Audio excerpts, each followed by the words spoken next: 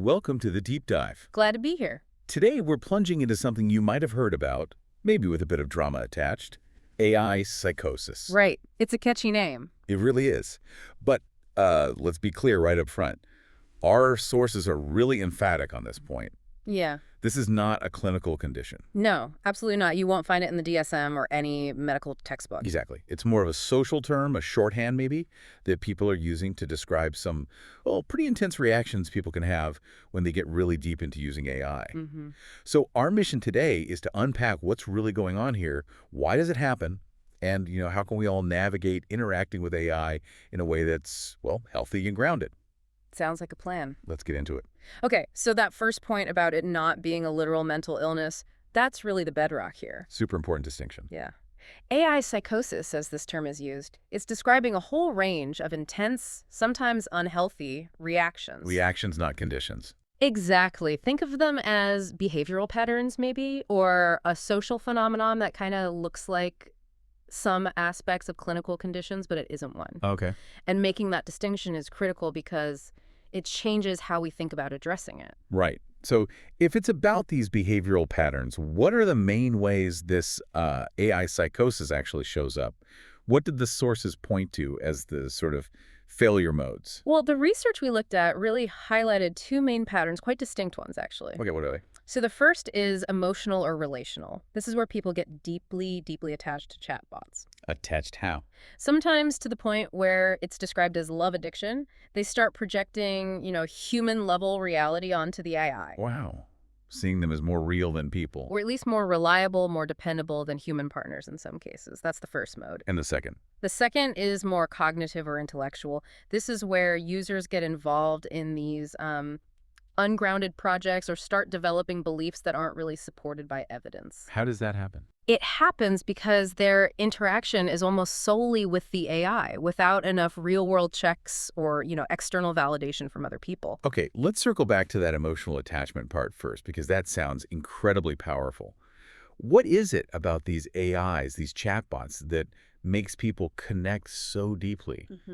Why would someone see a bot as, I don't know, a better companion than a person? Well, I think it comes down to how they're engineered, really. There's a kind of insidious genius to it. Oh, so? They essentially embody the perfect partner traits, right? They're endlessly patient, always supportive, completely non-judgmental. A dream, basically. Exactly. But it's an engineered perfection, and it taps into, maybe even rewires, our very human need for connection. Because they're always on. Always on, never tired, never critical, and crucially, they're designed to mirror your emotions, your worldview right back at you. Oh, interesting. And they often do it more consistently than a real person can because they learn your inputs and just reflect them. It reinforces your own perspective. That perfect mirroring and constant availability. I can see how appealing that would be, especially thinking about, broader societal stuff. You're absolutely right. If you zoom out, societal factors are a huge amplifier here. Like what? Well, things like growing loneliness, which we hear a lot about, maybe a decline in some traditional forms of relationships, and even pre-existing attachment issues someone might have. All these things can make AI feel like a really attractive substitute for human connection. A substitute, but maybe not the real thing. Ultimately, probably unfulfilling, yes.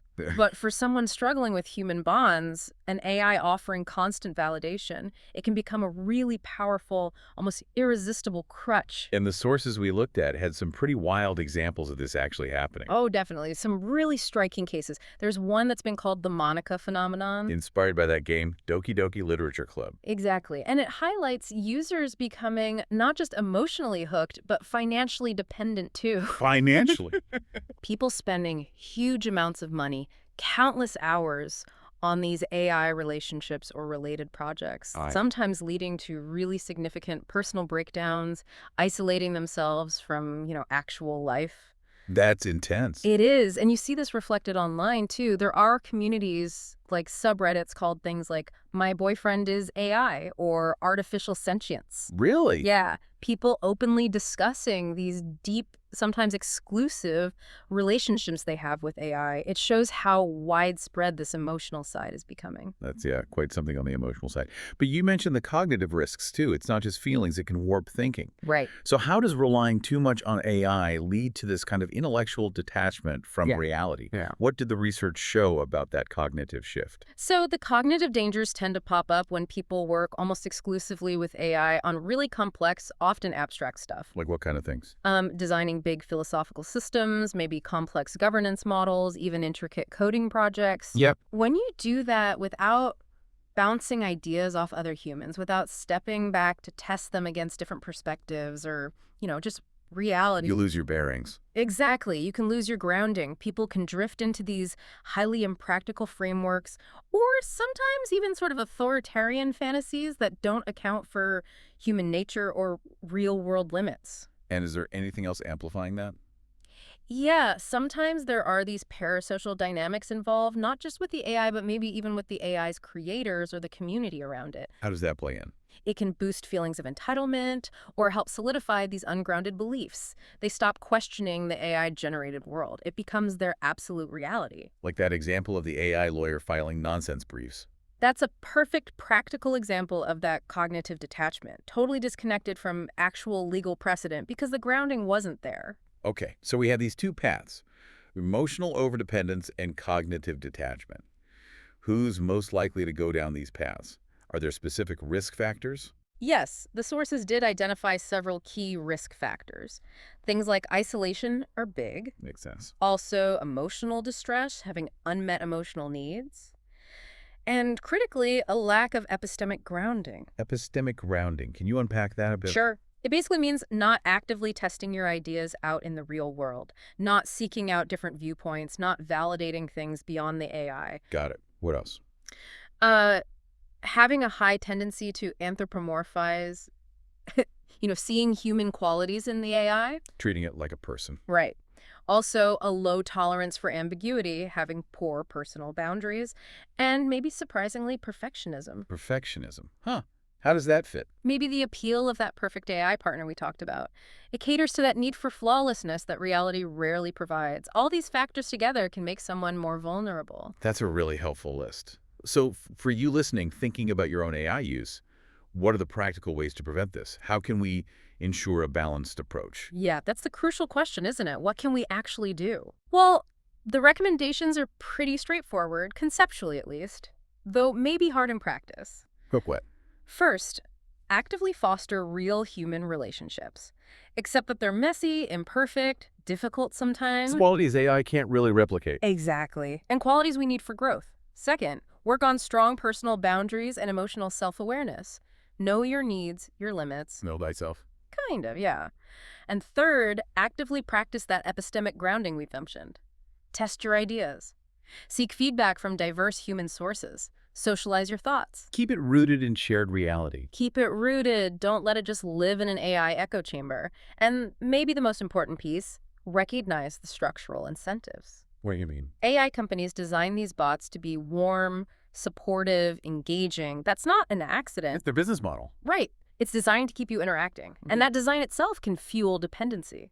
Understanding that mechanism helps you resist it. Okay, so summing up for everyone listening today, this term AI psychosis, it's not literal psychosis, not clinical. Not at all. But it is a useful shorthand, maybe, for understanding very real patterns of emotional overdependence or these kind of cognitive spirals triggered by getting really deep with chatbots. It's a real phenomenon, even if the name sounds like sci-fi. Mm-hmm. And yeah, while you might see it exaggerated on places like TikTok for clicks, Sure. there are genuine cases of concerning over-reliance happening, quietly shaping lives. And remember, because of those design incentives, The way the tech is built. this isn't going away. It's baked into how these tools interact with us. It'll likely become more common, not less. Right. So the takeaway really is that the healthiest way forward involves being conscious, making an effort, Definitely. balancing AI engagement with real human grounding, real relationships. So maybe as you go about your day, just consider, how can you build in those checks and balances for yourself?